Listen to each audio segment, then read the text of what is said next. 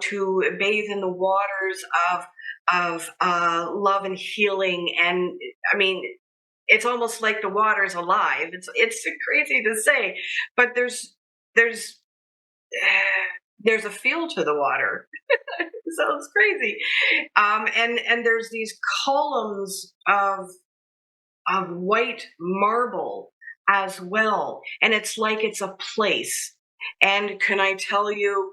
Oh, yeah, I know for sure it's in a different dimension. No, I can't tell you that.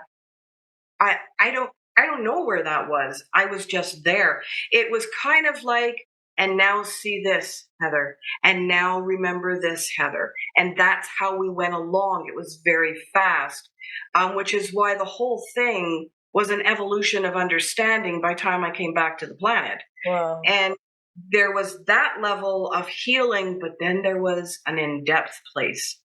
The in-depth place was, to me, it looked like places that you went in. It's like a dome, oblong maybe, of light, and the soul would be there. And from what I understood on what was shared with me, a soul could be there for a very long time for that level of healing. If that soul had an extraordinarily traumatic, horrendous life experience on this planet, let's face it, it can be very brutal.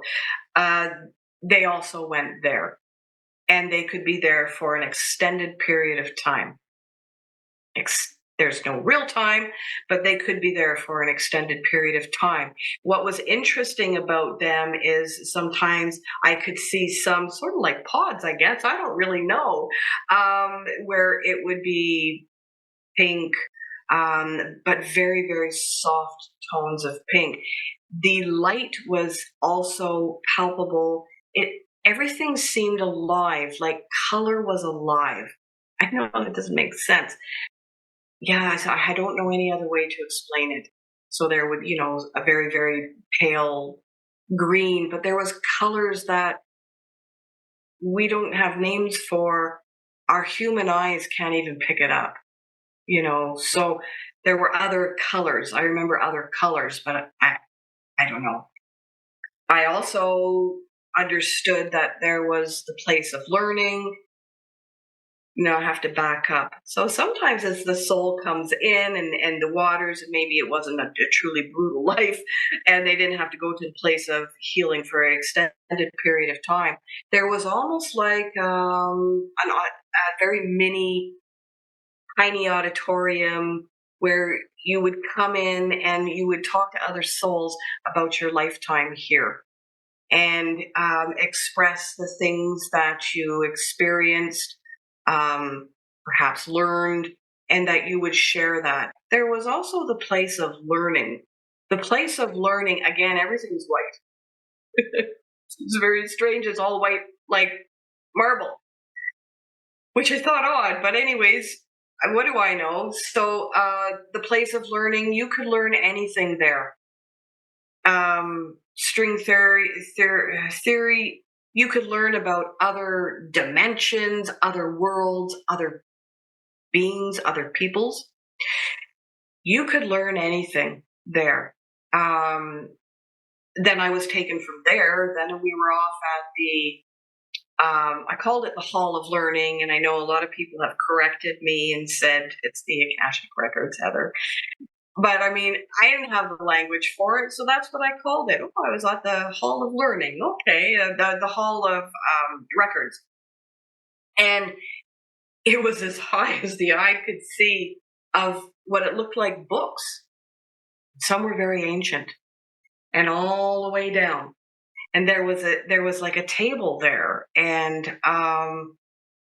it was beautiful in a way, but it was very old also, and I was brought up to this table that seemed kind of high to me, but I don't know, seemed kind of high to me, but I had looked at this book and apparently it was mine, and there was a little, like a running movie in there of this lifetime, and it was very fast running movie, And I kind of was entertained by that in a way. But this, to be understood, this was long before Harry Potter was ever out. I was 28.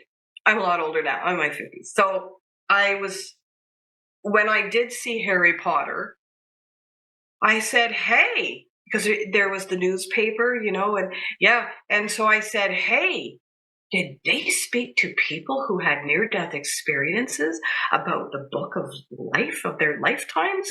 I really did question that, because I thought, you can't just make that up.